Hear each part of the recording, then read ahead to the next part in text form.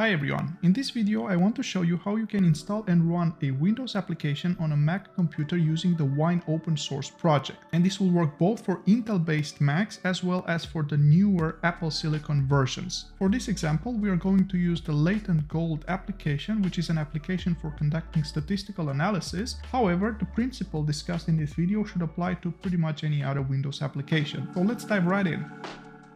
To do this, we need to follow a number of steps, and the first step in the process is to install Homebrew. If we open the link for Homebrew, we see that Homebrew is a package manager that allows us to install software on our Macs. We mainly use this to install command line utilities. However, it also contains casks which allow you to install more traditional applications, like applications that have an icon that you can run from the dock or from the launchpad, for example, Firefox. To install Homebrew, all you need to do is copy the following command and run it in your terminal. In my case, I'm not going to run it because I already have Homebrew on my system. In some cases, you might receive the prompt telling you that the command line developer tools are missing. If that is the case, you can run the xcode select -- install command and then try to reinstall Homebrew again. Alright, now that we have Homebrew installed, we can check the installation by typing brew -- help, and this will print the help page for Homebrew. Now that we have Homebrew, the next step is to install Wine. If we open the website for Wine, we see that Wine is a compatibility layer that allows us to run Windows applications on several POSIX compliant systems. What this means is that Wine is not a virtual machine, but rather it tries to figure out which APIs your Windows application is calling, and it will try to match those calls with the corresponding APIs in the operating system where you're running your Windows application. When you want to install Wine via Homebrew, in most of the cases you want to install the Wine stable version. However, in our case this will not work because this version of Wine is not yet fully compatible with Apple Silicon devices, with the M1 based computers. In this case, we want to use a custom version of Wine created by folks from Code Waivers, and this version is called Wine Crossover. This version of Wine, it's in fact also what's used by the Crossover software, and if we open the page, we see that Crossover software is a page software that is essentially a nice graphical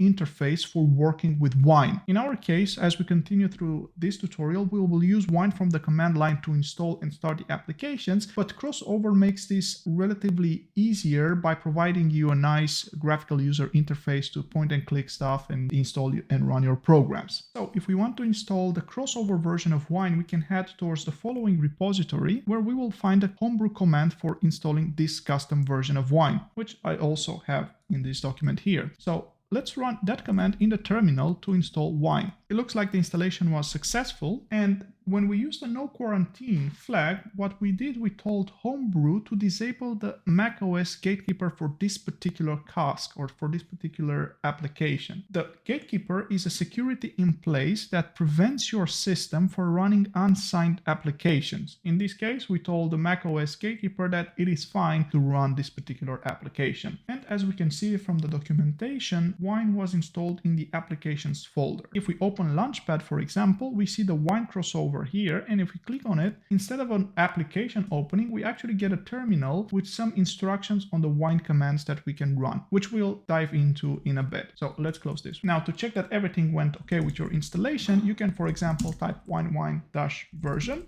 and you should see version 6.0 as of the time of recording this video. And it's always a good idea to know where things are getting installed. So you can type which Wine, in which case it's in the bin folder of the Homebrew installation. All right, this is great because at this point we can use the Wine command to install our software. So next, let's go ahead and install Latent Gold, which is the Windows application that we want to use for this particular example. We have here the links for the 64-bit and the 34-bit installers. I'm going to go with the 64-bit. So if I click on the link, the program should download and be present in my downloads folder. Let me make this a little bit bigger. So here it is. So we have the LG setup, which we see that it is in .exe application. And because we installed Wine Crossover, we can already double click this executable and we'll start the installation process. However, I want to show you how you can do this using the command line interface because I think it's more powerful and it will give you a better understanding of what's going on behind the scenes. So now that we have the executable in our downloads folder, let's go ahead and install Latent Gold using Wine. As it is mentioned in the documentation, Wine is not a virtual machine. Instead, Wine creates configuration environments that simulate a Windows installation. The default environment is located at this location, and it can be modified running the Wine CFG command. If you have multiple environments, which you can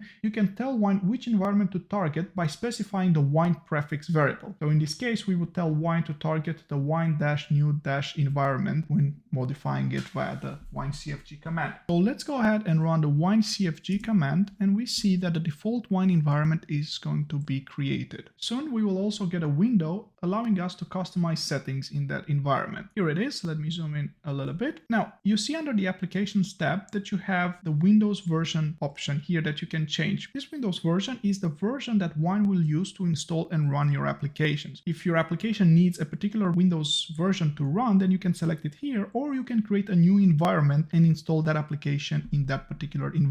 Under the Desktop Integration tab, you see that Wine creates a certain linking between the Windows folders and the folders that we have on the Mac. For example, we see that the My Documents folder on the Windows environment is going to link to the Documents folder that we have for our particular user, which means that you will actually have access to those documents from your Windows environment. All right, let's close this and continue with our installation. All we have to do is use the Wine command and specify the path to the executable we just downloaded, in which case it will install this executable in the default Wine environment. If you want to specify another environment, remember you can use the Wine prefix command. So let's go ahead and run this command in the terminal, and we should see the installation process starting. At this point, we can follow the steps we would normally follow when installing this program on Windows. So, for example, we can click Next, we can agree to the terms. We can see that the default location for the installation of this program in the Wine environment is C Program Files Latent Gold. We can click Install, Next,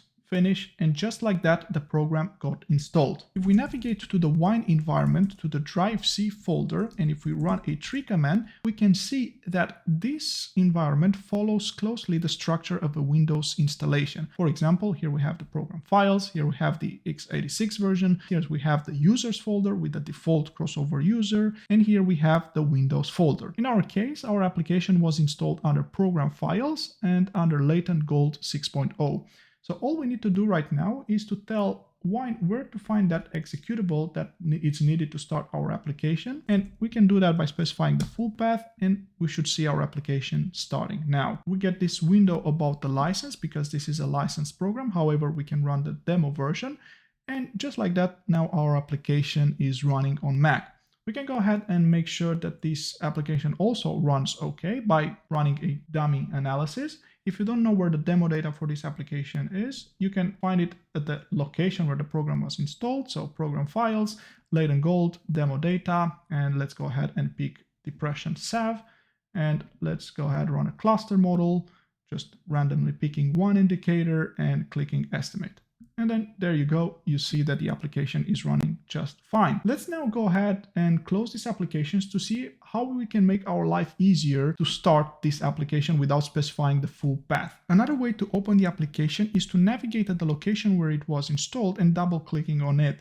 So we can tell Wine to open the Windows Explorer, which will allow us to navigate to where that file was installed. And let me zoom in. In essence, this Windows Explorer is very similar to the Finder on Mac.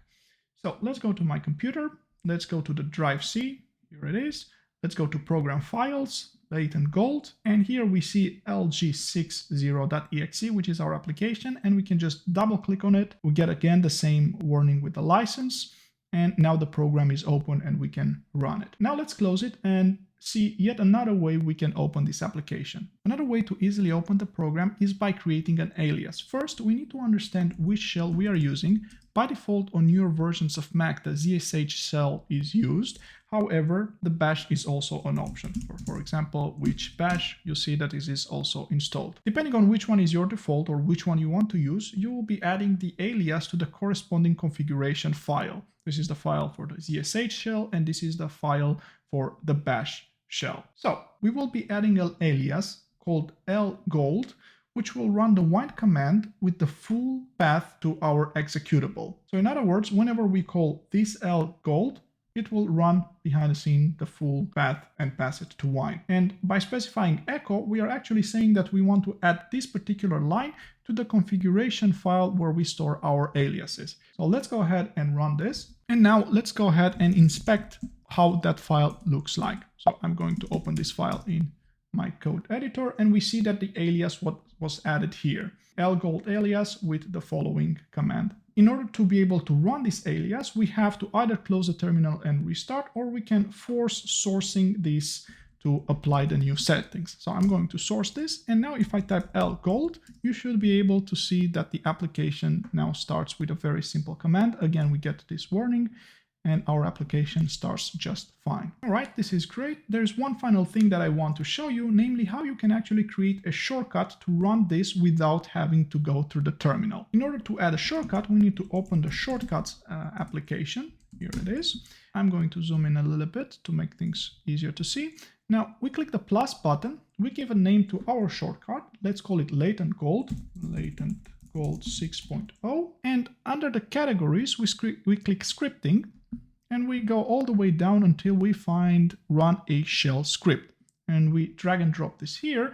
And now in this box here, we specify the shell script that we want to run whenever we click on this shortcut. Instead of using the wine command that we used so far, we actually have to specify the full path to the wine binary. How do we do that? You remember in the beginning, we said which wine, which gave us the opt homebrew bind wine path. We can take this path here and put it here. And finally, we have to specify the path to where our program was installed. So if we look at our shortcut that we ran earlier, we see that the path is the following, this one here. Now let's also add this one here. So it's wine, drive C, program files, latent gold, and this executable. That's it. We can now add this to our menu. So we click on this setting icon here, and we can click pin to menu. And just like that, if you look on the menu bar, you see that your shortcut is now available here. First, let's go ahead and close all the shortcut windows, and let's click on the menu bar and click on Latent Gold, and you should see it running, and at one point our application should appear on the screen. And now we have Latent Gold running from a shortcut, which is pretty convenient. Okay, that was it for installing and running this application. I hope it's useful. If you want to uninstall